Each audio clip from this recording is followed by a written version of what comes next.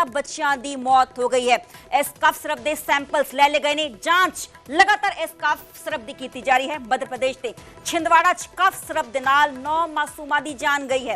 राजस्थान दे सीकर ते भरतपुर च भी एक बच्चे दी मौत इस कफ सिरप दे नाल हुई है। किडनी फेल होने करके मासूमां ने दम तोड़ दिता। प्रशासन ने 2 कफ सिरप से रोक लगा दी है। जांच पूरी होने तक 2 कफ सिरप ते रोक लगाई गई है।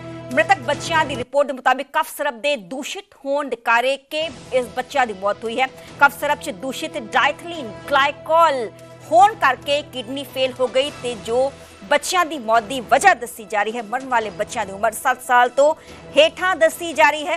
मध्य प्रदेश के छिंदवाड़ा च बच्चों बीमार या वायरल होने ते सिविल हॉस्पिटल लियाउण के निर्देश दिए गए। दरअसल पूरा मामला यह है कि बीमार होने ते बच्चों को दी गई सी कफ सिरप। कुछ दिन बच्चों को पेशाब होया बंद हो गया ते हस्पताल भर्ती करवाने तो बाद बच्चों की मौत हो गई।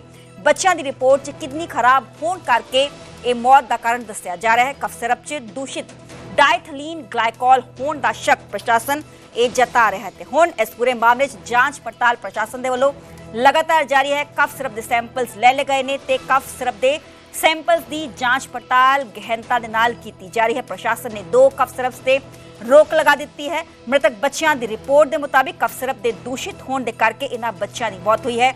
7 साल तो हेठा बच्चे दसे जा रहे हैं, यानी कि टॉडलर्स दसे जा रहे हैं जो कि जिन्हां दे वल्लों इस कफ सिरप को कंज्यूम किया गया क्योंकि बीमार सी ते उस तो बाद उन्हां दी किडनी फेल हो गई ते जिस करके उन्हां दी मौत हो गई। मेरे से होगी भवानी सिंह फोन लाइन ते जुड़े ने। भवानी, जानना चाहेंगे अब तक प्रशासन की तरफ से क्या कुछ कार्रवाई की गई है?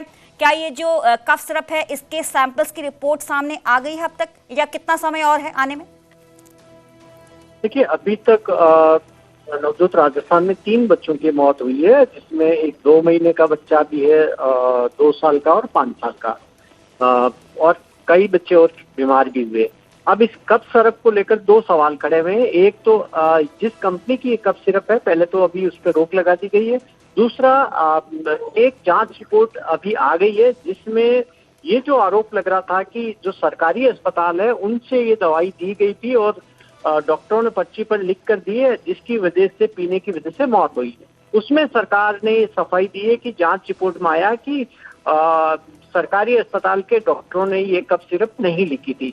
लेकिन कफ सिरप का जो सैंपल है जो जांच के लिए भेजा गया कि क्या ये जहरीली है और ये क्या कफ सिरप के पीने की वजह से ही बच्चों की मौत हुई है, उसकी रिपोर्ट का अभी इंतजार किया जा रहा है। ये दवाई ये केवल सरकारी अस्पताल में ही मिलती है क्योंकि राजस्थान में निःशुल्क दवा योजना लागू है, जिसमें जेनरिक दवाई है ये कफ सिरप, और सरकारी अस्पताल तो बच्चों ने जो पी है ये तो माना जाएगा कि कहीं न कहीं सरकारी अस्पताल से ही ये दवाई आई थी जो बच्चों को दी गई थी। अब अगर इसमें अमानक है, अगर ये जहरीली है, अगर इसके सैंपल अगर फेल होते हैं तो जाहिर तौर पर कंपनी के खिलाफ और उन अफसरों के खिलाफ जो राजस्थान सरकार के अफसर हैं जिन्होंने इसको अस्पतालों के अंदर देने की मंजूरी दी है, वो भी जिम्मेदार होंगे। तो जाहिर तौर पर जांच रिपोर्ट का भी इंतजार किया जा रहा है, उसके बाद में पूरी तस्वीर साफ होगी। भिवानी, क्या वहाँ की गवर्नमेंट की तरफ से कोई एडवाइजरी जारी की गई हो? जो बीमार बच्चे हैं अस्पताल आ रहे हैं उनको कुछ कहा गया हो एहतियातन? देखिए, अभी तक जो गवर्नमेंट की एडवाइजरी वही है कि ये कफ सिरप पे रोक लगा दी क्योंकि ये कफ सिरप नहीं दी जाए, और जो बाकी जो बच्चे आ रहे हैं सारे उनका ट्रीटमेंट किया जा रहा है और ये चेक किया जा रहा है कि क्या इसी कफ सिरप की वजह से वो बीमार हुए थे। और ये जो कंपनी है टेसन्स फार्मा नाम की कंपनी है जो ये कफ सिरप बनाती है, वो क्योंकि इसके पहले 2 साल में 40 सैंपल फेल हो चुके थे अलग अलग दवाओं के, तो उसके बाद में सवाल खड़ा हो गया कि फिर इस कंपनी को ब्लैकलिस्ट करने के बजाय इसकी दवाइयाँ वो भी सरकार खरीद रही थी, ऐसा क्यों खरीद रही थी? तो कई सारे सवाल उन अफसरों पर खड़े हुए हैं कि जब कंपनी की दवाइयाँ के इतने सैंपल फेल हो रहे थे उसके बावजूद ये दवाइयाँ इसकी क्यों खरीदी जा रही थी, क्यों सप्लाई की जा रही थी और क्यों ये जानलेवा खिलवाड़ किया जा रहा था। तो जाहिर तौर पर कई सारे सवाल अफसरों पर, ड्रग डिपार्टमेंट पर, जो हेल्थ डिपार्टमेंट है उस पर खड़े हुए हैं।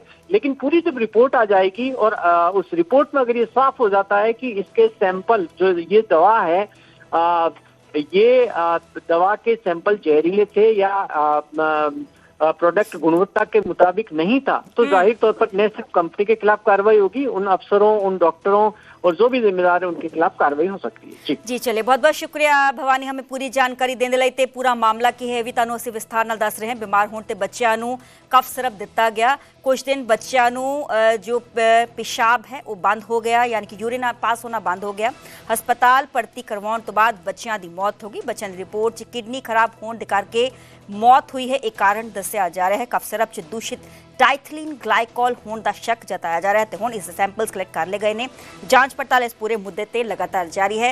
जिस कंपनी दे वल्लों इस कफ सिरप नूं मैन्युफैक्चर किया जाता है, बनाया जाता है, या फिर राजस्थान सरकार के जो ऑफिसर्स ने जिन्होंने मंजूरी दी है कि ये कफ सिरप सरकारी हस्पतालों च इलाज के तौर पर बच्चों को दिता जाएगा। जो रिपोर्ट च कुछ पॉजिटिव आता है तो इन्हों पर गाज साहर जी गल है कि आने वाले दिनों च जरूर डिगेगी। पर दूसरे पासे एडवाइजरी प्रशासन के वलों जरूर जारी की गई है।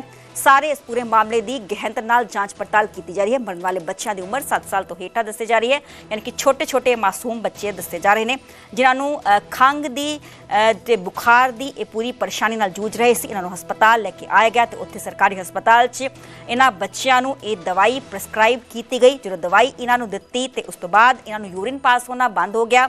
उस तो बाद इन्होंने हस्पताल एडमिट करवाया गया। किडनी फेल हो गई इन्होंने बच्चों की, जिस करके इन्होंने छोटे छोटे मासूम बच्चों की मौत हो गई। तो कोई 1 2 3 4 बच्चे नहीं बल्कि 23 दिनों 11 बच्चों की मौत हुई है इस जानलेवा कफ सिरप के नाल। ते हुण सैंपल्स कलैक्ट कर ले गए ने। जांच पड़ताल गहनता दे नाल इस पूरे मामले की लगातार जारी।